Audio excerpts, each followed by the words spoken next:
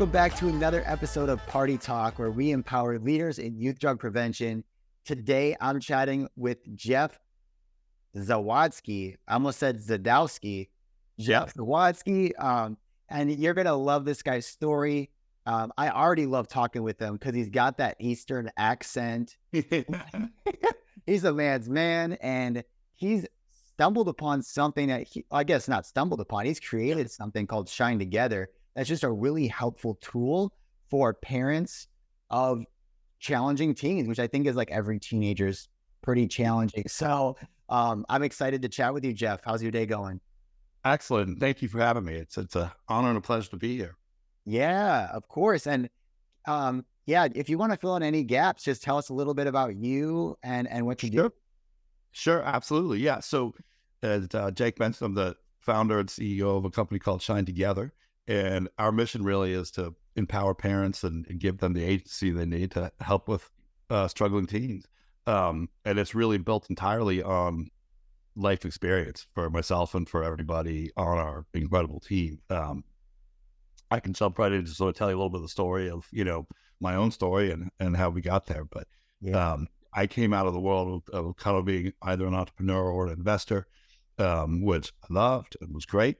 And our family went through some trauma. The mother of my children, she had a massive stroke out of the blue that, obviously really changed all of our trajectories in life, in particular hers. And we spent years, working back from that. And she's very healthy now and everything really, did an amazing job, perseverance to get through that. And there were some other residual effects that, kind of hit the family. And my boys were pretty young when it happened. They were 4.5 and 2. And I like to say the older one kind of manned up at 4.5 and really just, looked after his brother, looked after himself, did an amazing job for many, many years. But all that trauma was in there for sure. And, eventually does come out in one form or another. And he went through a period, he had been, despite all the challenges we had, he had been kind of straight A student, great athlete, all the things that one would hope for your child.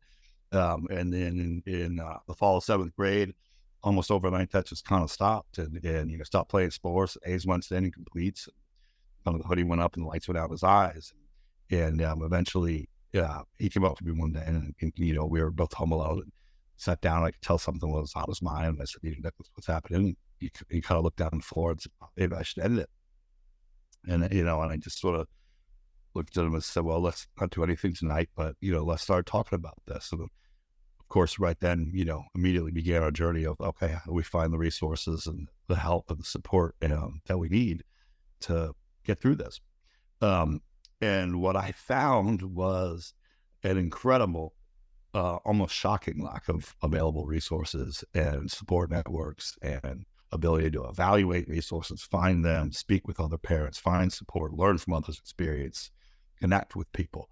And in a day and age where, you can pick up a phone and get 5,000 data points on a cup of coffee or a hamburger or whatever it is, we're just not talking about mental health. We don't talk about it. And we can't find resources and, it's very difficult to value, extremely expensive. The whole structure is just insufficiently set up. So as we sort of went through our personal journey, I always had in the back of my mind that, somebody needs to tackle this and really help take this on because there's tens of millions of American families dealing with it every day. So as we kind of came out, my son's done an incredible job, and I give him so much credit with how much work he's done and where he is now. He and I actually talked about it, and I said, look, this is a important area, and I think we can, build something that can make a difference. But, in a lot of ways, it's you and I owning our stories in a bit of a public fashion, every last detail, but there's an aspect of it. And you've got a lot more life ahead of you than I do. Are you comfortable with that? And he just looked at me right away. Pop, absolutely. You have to do this. And really thus began Shine Together. Wow. Okay. So that's incredible. You must be so proud that he had that response too of like, yeah, I'm not going to protect my, my image or what people might think about me. We need to help people with this. So. Absolutely. And I think he immediately recognized that need and that, and just the whole opportunity to have an impact. And, in many ways, I think it's incredible what he was able to do because very early in life, he, took some punches and worked through it. And he's just so much stronger and wiser, I think, for it. And as you pointed out, I think a big part of that also is realizing, what the world thinks and the judgments that go along with it and everything else aren't always the most important things. It's really about, finding your own self, and a lot of times, having the strength and conviction to stick with that, and also realize that, a lot of what can give meaning to life is having outward focus and helping others and moving forward in that fashion. So we've been very blessed that way. Wow. And the way you described it in your story was that it was kind of like a light switch turning on and off, when it was from straight A student involved on campus playing sports, and then to, as you said, hood went up, incompletes, lights out of the eyes. Did he reveal to you like what happened, or like if there was a change from, hey, I've been this resilient kid for so long and all of a sudden I'm going to switch modes? Any insight on what that was? It's hard to do that in the moment, right? Yeah. But effectively, we've had a lot of conversations about it, and he's incredibly thoughtful about it.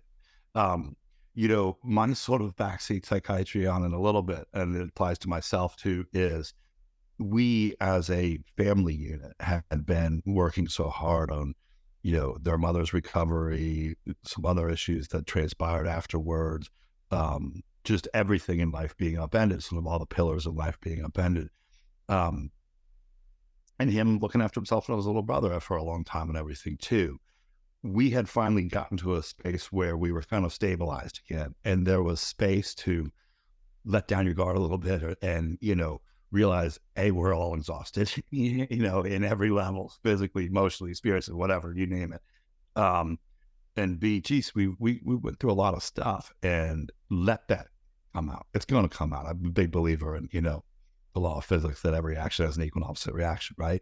So when you go through these traumatic events, and let's face it, basically every child's going to go through traumatic events, there has to be a space in the vehicle for that. And I think the same goes true for family systems. I think the same goes true for parents. And, it's really hard to do at the moment. But that's one of the things that we were trying to get at, and I'm happy to talk about in more specifics, because, just to look generally at it right now, we can look at the whole sort of mental health care system and behavioral and addiction services and say, geez, the system's not working. Isn't it? We're getting exactly the outcomes we should expect from the system as it's set up, which is, we're highly stigmatized about it. We don't talk about addiction. We don't talk about it, especially when it pertains to teens and youth. We don't necessarily take it into the fundamental needs and dynamics that can help sort of make it a healthier environment.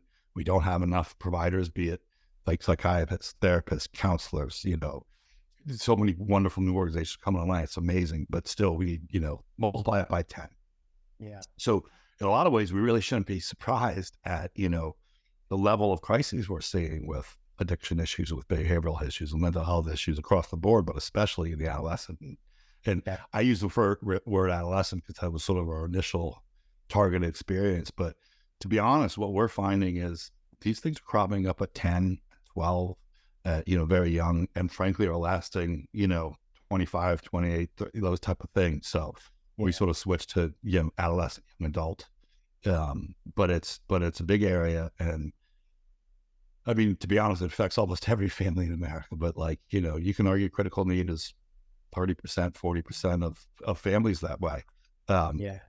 Yeah. So it's a big area, but it's hard to pinpoint in that moment. It's like it's much easier to look back at, reflect and say, well, this is what was happening for us. Yeah. Oh, and for him too. Absolutely. Had to go through that to then say, yes, we need help with this, having identified what it was. So I'd love to chat more about what Shine Together is. And Sure.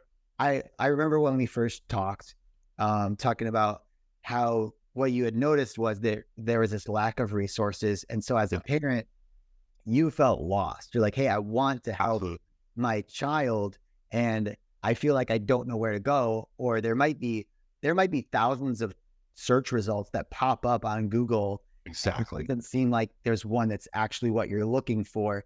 Can you tell me a little bit about what you've seen as the biggest need from the that are going to your platform and then how you help them? Yes.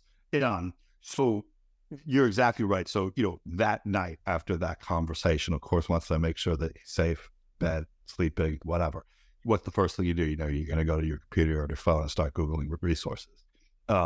So I, for example, that first evening, start looking for, I live in the San Francisco Bay Area, psychiatrists, therapists, et cetera, that work with adolescent teens with suicidal ideation.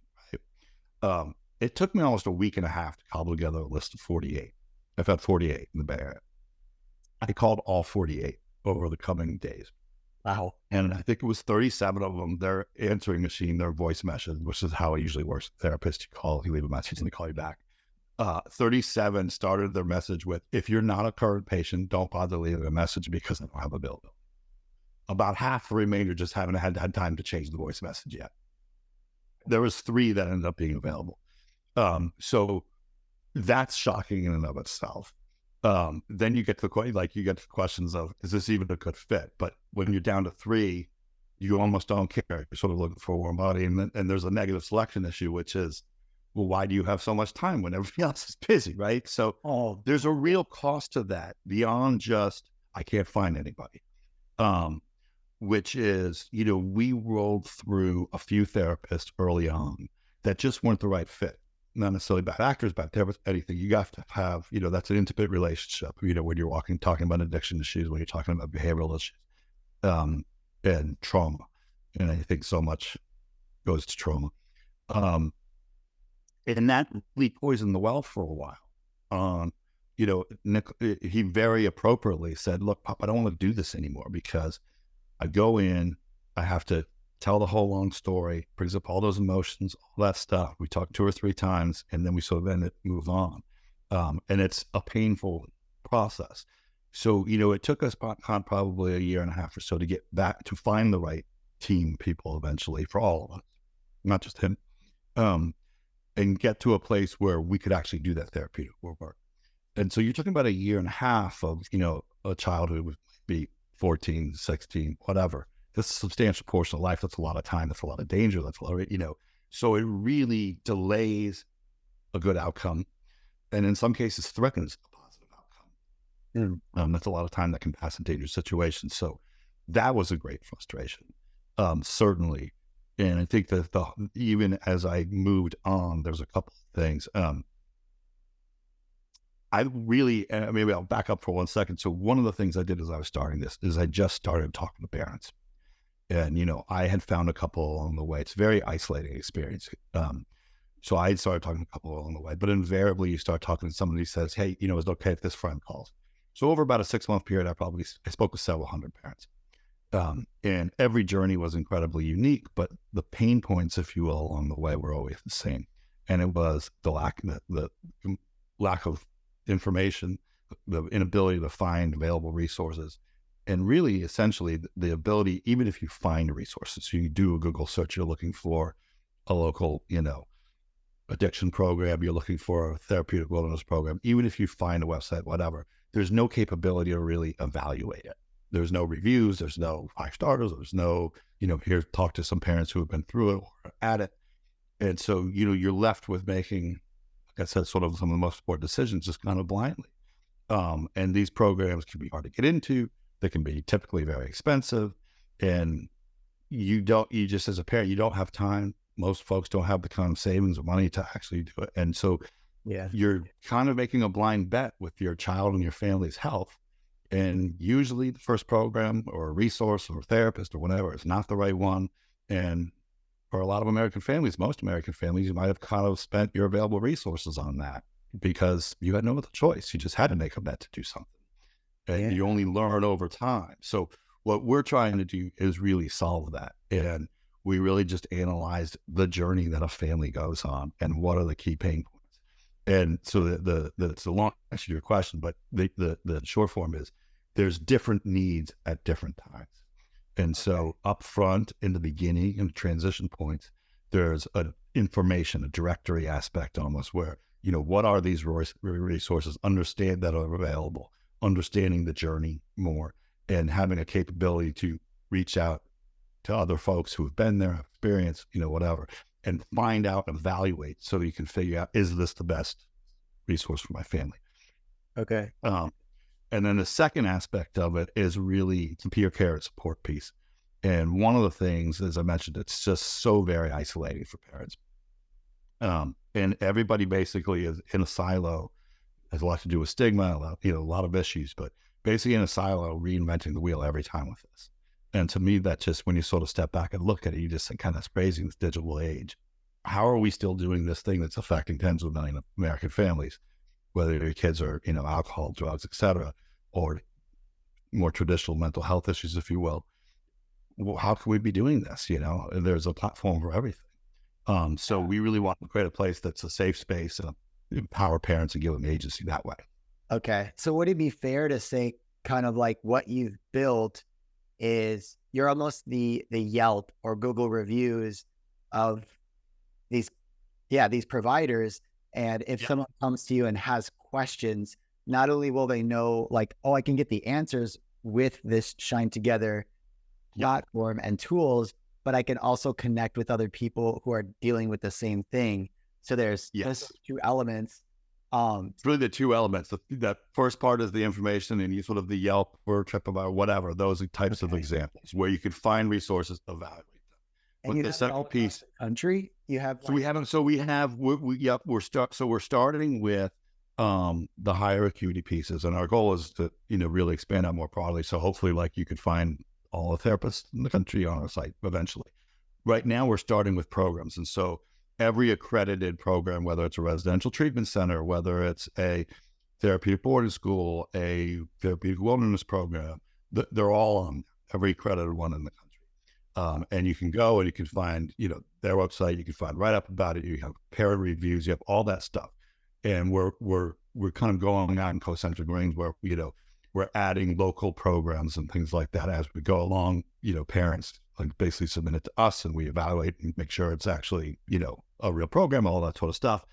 So we'll be adding out kind of vetted user generated content to make sure that we can cover have as many resources available. They're all categorized, searchable. If you want it within 50 miles, or you want it on this type of treatment protocol or this type of diagnosis, all that sort of stuff. So finally, there's one singular place we can go and just literally find things that would have been available already. People said, there must be available. And I say, go Google it for 2 days and let me know what you have. Right. That's one piece of it. And that solves a critical pain point for basically everybody in the system. I think the big piece of it that, I think the place where we have the most impact over time is actually on the peer care part.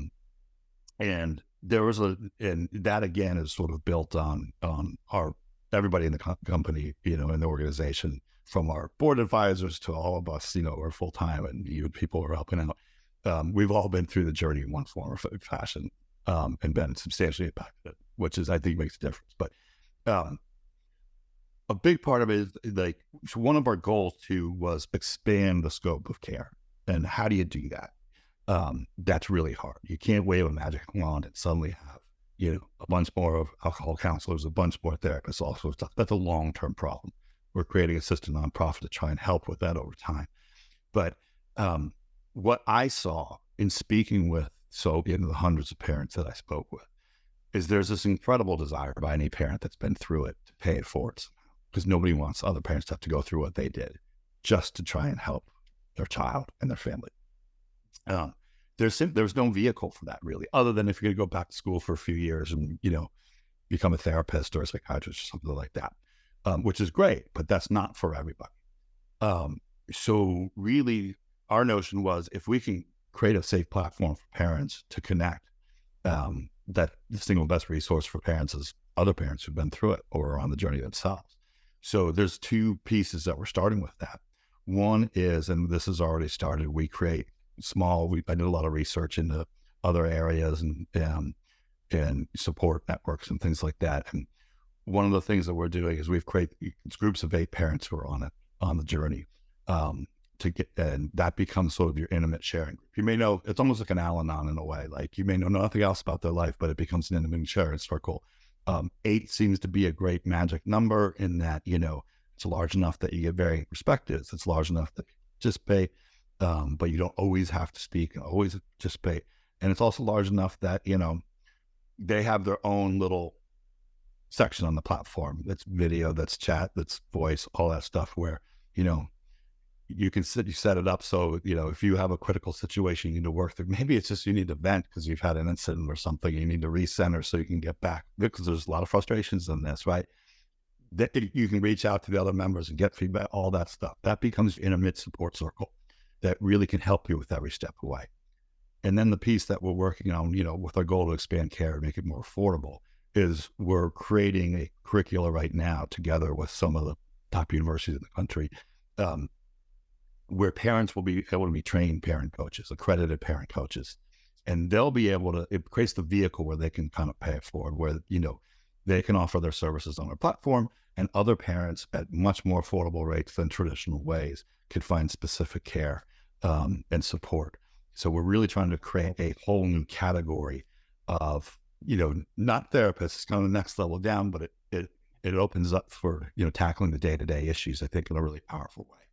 Wow, that's so impressive, because then you're allowing more people to get help without going through that full degree program. It's like, maybe you don't need that right now, but you don't need that in there all the time. Yeah. And then of course, if it is beyond their scope, then they could refer you to one of the people that is on your platform. So you're taking the load off of the therapists who might be like, hey, you don't actually need to be here. And then giving that spot up to somebody who does need it. And you're does need it. Overall capacity of the whole system. And the incredible scarcity of the resource of highly trained professionals, right? It's the most expensive and the highest cost and scarcest resource in the system, basically. Yeah. Right now, folks actually end up spending a lot of time in therapy sessions, whatever level, or counseling sessions, that type of stuff, working through kind of day-to-day issues that actually could be treated or addressed in a lower cost, lower intensity environment. And that frees up the more expensive, more higher value, if you will, in some way, resources to actually do the therapeutic work. And you can tackle the day-to-day issues. I mean, it can be hard, as an example, when, we were dealing with things like, so you set a curfew at 9 p.m., right? They come home at 9:07, what do? Do you kind of bring down the heroin because, geez, they're making an effort, but it's going to be 9:07 turns into 9:20, turns into, that type of stuff. Those kind of things, those dad just use that as an example, or, geez, I spelled beer in his breath or something, right? Those kind of things can actually be tackled in a form like that really well, right? And so some parents maybe have a lot of experience with that. They can specialize on those issues. They can specialize in transferring from, home, from a program, whatever it is. But a lot of those issues you can tackle in a lighter therapeutic session, setting, basically, like a parent-to-parent place. And it frees up the really expensive and scarce resources for the real therapy, the real work. Okay. I've got 2 questions left for you. Yes. The one is there, let me think about this. So, because I want to make sure I understand how people can use it. So if you're talking with, there's probably some counselors listening, school principals, there's even some that they're connected in the community and their sole focus is, how do we prevent drug use and improve mental health? Yes. They're often referring people, or people will come to them, and they're like the connectors. Yes. So how will they use your platform the best abilities, or can they give you new resources? Like, how do you want them interacting with Shine Together? So a couple of things on that front. I mean, obviously, this can be a place where they can refer parents to. Right now, in fact, maybe we'll create a little code so folks who are watching here, they can get it for free for because we're really about getting the resource out there now. Maybe that's something we can follow up on, and you can post it in the link to this. But so certainly referring parents over to that as a resource. We have a lot of information on on addiction, on alcohol, and all sorts of stuff over there already. That's one sort of obviously answer. The second thing is, we'd love to work with principals, with counselors, with folks like that, and actually have a big part of what we're doing is creating content and curating content, and like yourself, and have it on platform available, and it's also on platform searchable. So you can look for, I want to see resources on teens with alcohol. I want to see resources on, whatever it is. So we're, for example, we're going to have a group of school counselors come on in a couple of weeks and do kind of a roundtable like this on how best to interact with your school counselor to get the most out of it, to understand what's happening, how they can help guide you to resources, things they can do, things they can't do, how to make that relationship more successful. A lot of parents don't necessarily know how to, what resources are even available and how much, help a school counselor can be and what they can't do. So that's another piece, and particularly, for principal providers, counselors, things like that, if folks are interested in, participating in that and just also using it as a resource of looking and seeing other curated content there. That's a big piece of it. Okay. Awesome. Well, this has been really cool. I feel amazing. Yeah. At the beginning, I knew a little bit about Shine Together and I knew a lot about your story. And now I can see that just the tremendous value that this is going to be. And you've already curated like this national list that's going to be super helpful. Yeah. Helpful to parents that are going through this, but also thinking about our partners like schools and these drug community. Exactly. Is like, this could actually be helpful to a lot of different stakeholders and all point towards the same thing. And we can do so much more together. And I love absolutely building capacity for everything. That's really exciting to me. That's really, because that was one of our main goals was, how do we help tackle stigma? I mean, and that has with addiction, all sorts of issues. And even from the child's perspective, like, it's really hard to not drink sometimes. It's really hard, to not fall into using drugs and all that sort of stuff. It's really hard. And, at this point, I kind of say stigma kills, so we got to kill stigma. That's one goal. The second goal was to increase capacity. And the third was really to give parents and families agency to go along with all their responsibilities. So we're tremendously excited. And it's been great to be here with you. So thank you so much. That's great. Well, let's do this. If you want to close us out with any advice, a short piece of advice that you give to a parent who has a struggling teen, and then give us a way to stay in touch with you. Absolutely. So I guess my two big things that I would have loved to have heard earlier on in the journey is, it is a journey, and it's a journey for the whole family, not just for the child. And that's one important piece I think to internalize. And the second piece I would say to parents is, take care of yourself. And you do make sure, like on an airplane, put your oxygen mask on first. Your child's ability to heal, to deal with addiction issues, to deal with whatever they're dealing with, will really only be able to flourish and, materialize if you are also taking care of yourself, which is against our parental instincts. We want to give everything we can to help our children. And sometimes we say, I'm going to forget about myself and just give it. There's critical situations you need to do that. But the single best thing you can do is create the space and example by behavior of taking care of yourself and being healthy and, making all the right decisions. And that will be empowering to your child. And we're shinetogether.com, and you can reach me at jeff@shinetogether.com. That's so powerful. Thank you, Jeff. This was awesome. For everyone. Thank you so much. Oh, of course. Appreciate it. Yes. And for everyone listening, if you found this helpful, please leave a review on the podcast. Go to shinetogether.com and check it out. And if you think of someone who we need to chat with because it would be a good resource on the show, just go to jake@vibe18.com, send me an email, and keep enjoying the show every Monday. Get empowered and keep doing the great life-saving work that you're doing.